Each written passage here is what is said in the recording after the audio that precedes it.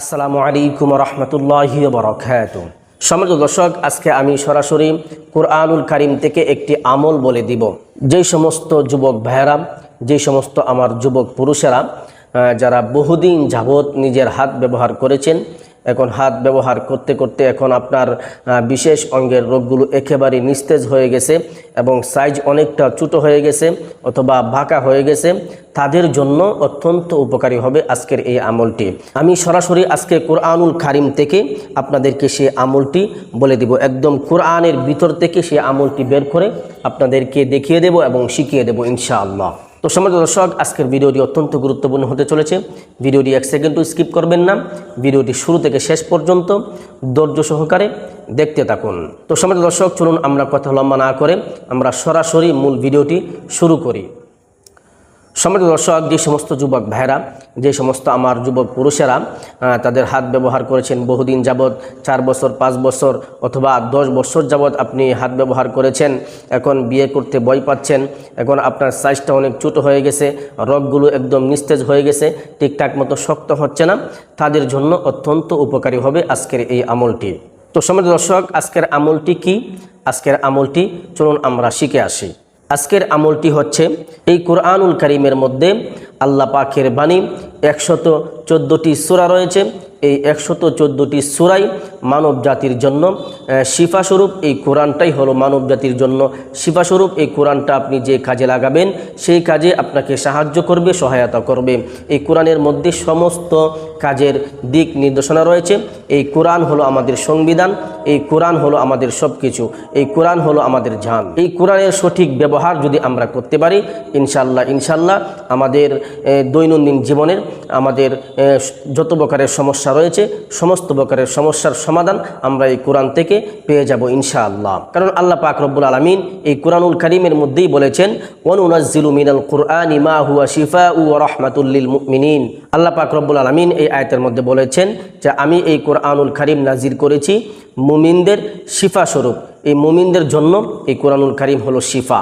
যদি আমরা বুঝতে পারি, আমরা অনুধাবন করতে পারি। তো সম্মানিত দর্শক, আজকে যে আমলটি বলে দেব সে আমলটি হচ্ছে, এই কুরআনুল কারীমের 114টি সূরার মধ্যে একটি সূরা রয়েছে সূরাতুল মুমিন। এই সূরাতুল মুমিন কুরআনুল কারীমের সূরার ক্রমিক নং হিসেবে এটি হলো 60 নম্বর সূরা। আর এই সূরাতুল মুমিন কুরআনুল কারীমের 24 নম্বর পারার 6 নম্বর পৃষ্ঠার মধ্যে রয়েছে। আর আজকে আমি এই কোরআন থেকে যে আমলটি বলে দিব, যে আয়াতটি আপনাদেরকে শিখিয়ে দেব, সেই আয়াতটি রয়েছে এই সূরাতুল মুমিনের 44 নম্বর আয়াতের শেষের অংশ। এই সূরাতুল মুমিনের 44 নম্বর আয়াতের শেষের অংশটি আজকে আমাদেরকে আমল করতে হবে। সূরাতুল মুমিনের 44 নম্বর আয়াতের শেষের অংশ।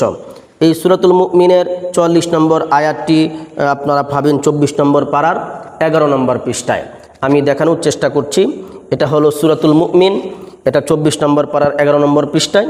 এখানে আপনারা যদি লক্ষ্য করেন, কুরআনুল কারীমের যে আয়াতটি, যে সূরাতুল মুমিনের 44 নম্বর আয়াত, এই সূরাতুল মুমিনের এই 44 নম্বর আয়াতটি এখানে আপনারা পেয়ে যাবেন। শেষের অংশটি আমরা আজকে আমল করব, শেষের অংশটি, এই শেষের অংশটি আপনারা এখানে পেয়ে যাবেন সূরাতুল মুমিনের 44 নম্বর আয়াত।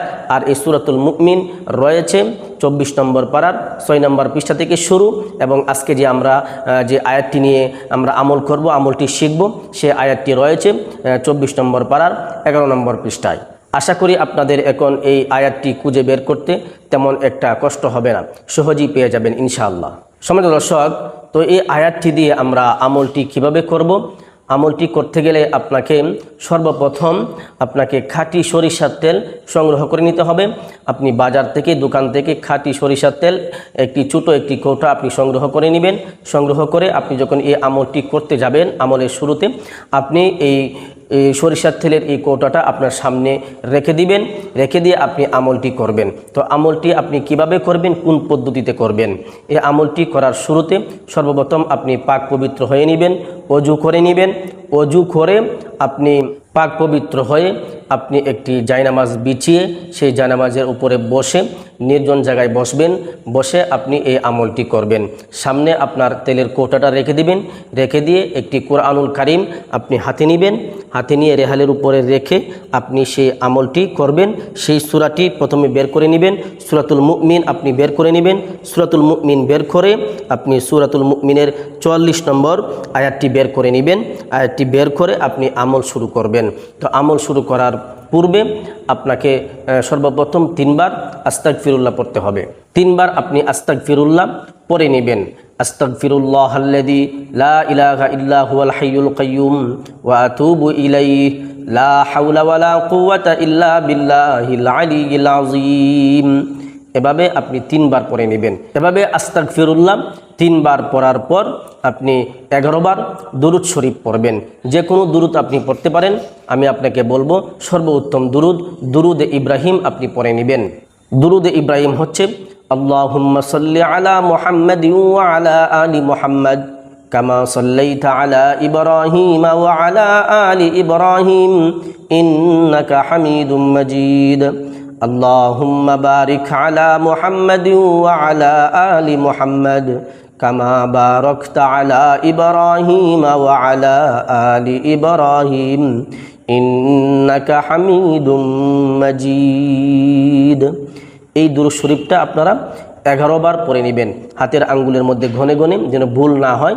আপনি প্রত্যেকটি আমল খুব সতর্কতার সহিত আপনি করবেন, যেন কোনো প্রকার ভুল না হয়। তো এই 11 বার দুরূদ শরীফটা আপনি হাতের মধ্যে সহজের জন্য হাতের মধ্যে ঘনে ঘনে আপনি এই দুরূদ শরীফ আপনি 11 বার পড়তে পারেন। আপনার যখন এভাবেই এই দুরূদ শরীফটি দুরুদে ইব্রাহিম আপনার 11 বার পড়া শেষ হয়ে যাবে, তখন আপনি শুরুতে বিসমিল্লাহ পড়ে নেবেন।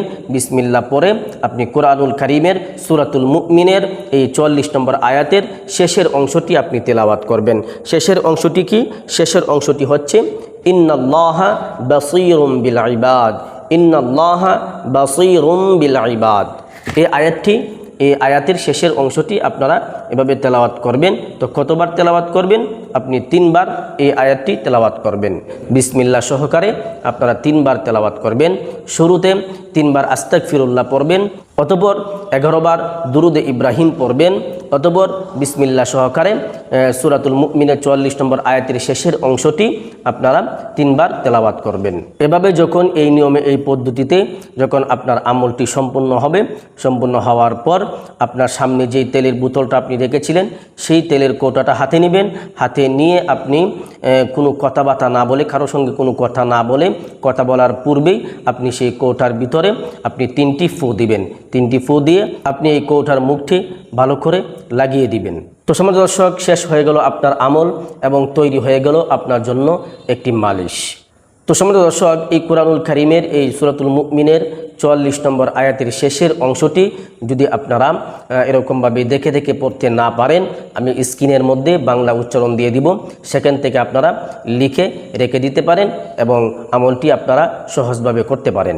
আর যারা আরবি পড়তে পারেন তাদের জন্য তো কোনো কথাই নেই। যারা আরবি পড়তে পারেন না তাদের জন্য সহজার্থে আমি বাংলা উচ্চারণ স্ক্রিনের মধ্যে দিয়ে দিব, সেখান থেকে আপনারা লিখে নেবেন। তো সম্মানিত দর্শক, এখন তৈরি হয়ে গেল আপনার মালিশ। এই মালিশটি আপনি কিভাবে ব্যবহার করবেন, এই মালিশ ব্যবহার করার নিয়ম কি, পদ্ধতি কি? সম্মানিত দর্শক, আমি এই পর্যন্ত মালিশ নিয়ে যতগুলো আমি ভিডিও তৈরি করেছি, প্রত্যেকটা ভিডিওর মধ্যে আমি বলার চেষ্টা করেছি যে মালিশের নিয়মটা কি, মালিশ করতে গেলে আপনাকে কোন নিয়ম, কোন পদ্ধতি অবলম্বন করতে হবে। অনেক সময় আমরা অনেকেই মালিশের নিয়ম পদ্ধতি জানি না, না জানার কারণে ভুলভাল মালিশ করি, তখন দেখা যায় যে ফায়দা থেকে আপনার ক্ষতি হয়ে যায় বেশি। তো মালিশটি আপনি নিয়ম অনুযায়ী আপনি সঠিক নিয়মে করার চেষ্টা করবেন। আর মালিশ করার পারফেক্ট সময় হচ্ছে, একদম সঠিক সময় হচ্ছে সকালে ঘুম থেকে ওঠার পরে এবং রাত্রিবেলায় শোয়ার আগে। এই 2 টাইম আপনি যদি মালিশ করতে পারেন তাহলে উপকার বেশি পাবেন, কারণ ওই 2 সময়ের মধ্যে আপনার বিশেষ অঙ্গের মধ্যে রক্ত সঞ্চারণটা কিন্তু বেশি থাকে।